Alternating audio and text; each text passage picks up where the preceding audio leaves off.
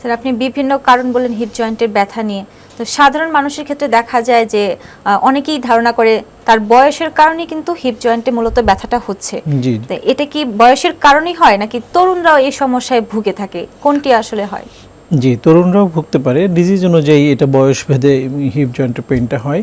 যেমন আমরা ইয়াংদের ক্ষেত্রে যদি বলি, সেক্ষেত্রে কিছু আর্থ্রাইটিস আছে। আমরা অটো ইমিউন কিছু আর্থ্রাইটিস, যেমন রিউমাটয়েড আর্থ্রাইটিস নামে একটা ডিজিজ আছে, যেটা শুরুতে ছোট ছোট জয়েন্টগুলোতে অ্যাটাক করলো হাত পায়ের, পরবর্তীতে আস্তে আস্তে বড় বড় জয়েন্টগুলোর দিকে চলে যায়। তার মধ্যে hip joint, knee joint, ankle joint, এগুলো তো পেইনটা ছড়িয়ে যায়। এছাড়া দেখা যায় যে কারো অ্যাঙ্কাইলোজিং স্পন্ডালাইটিস নামে একটা মেরুদণ্ডের বাতরোগ আছে। যদিও এটা মেরুদণ্ডের রোগ, কিন্তু আমাদের স্যাক্রোইলিয়াক নামে দুইটা জয়েন্ট আছে যেটা আমাদের হিপ জয়েন্টের কাছাকাছি।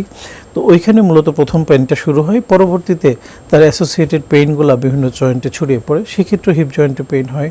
আবার অ্যাভাসকুলার নেক্রোসিস, এভিএন বলি আমরা, যেটা যেখানে ব্লাড সার্কুলেশনের কমের কারণে হিপ জয়েন্টটা ক্ষতিগ্রস্ত হয়, সেটা অনেক সময় ইয়াং এজে হয়। আমরা দেখি অনেক তরুণ তরুণীরা এই সমস্যায় ভুগে থাকেন, এবং অনেকের যারা স্টেরয়েড জাতীয় ওষুধ দীর্ঘদিন সেবন করেন তাদের এই সমস্যাটা অনেকের হয়। আবার অনেকে জেনেটিক্যাল কিছু ফ্যাক্টর থাকে, বাবা মায়ের যদি এই ধরনের সমস্যা থাকে তাদের এই সমস্যাটা হতে পারে। আর যেটা বয়সজনিত কারণে, সেটা যেমন অস্টিওআর্থ্রাইটিস, যেটা বয়সের সাথে সাথে ডিজেনারেটিভ চেঞ্জ হয়। এছাড়া আমরা দেখি অস্টিওপোরোসিসের মাধ্যমে এই হাড়টা ক্ষতিগ্রস্ত হয়ে অনেক সময় ভেঙে যায়। অনেক সময় সামান্য পিছলা খেয়ে পড়লো, দেখা গেল তার এই হিপ জয়েন্টের যে হাড়টা ওটা ভেঙে গেল।